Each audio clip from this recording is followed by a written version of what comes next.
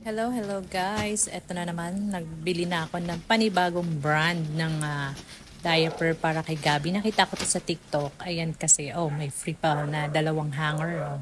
Ayan. Tapos, ito, makapalang plastic na guys. Ito, Korean brand ata ito. Tapos, XL, 50 pieces, 228. Ito, lahat-lahat. Ayan. Makapal ang pagkaka-plastic niya. Ayan o. Kaya ano siya, secure.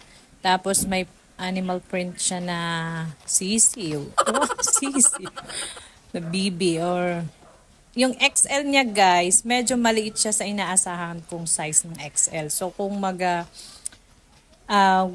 mag-o-order kayo, siguro i-add nyo ng additional size. Ayan o. Tapos tinan mo ang ganda.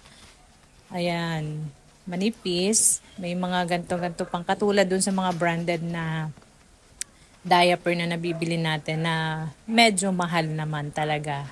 So 'di ba yung ibang diaper na 48 peraso, umaabot na ng 400 pesos. Ito, ayan.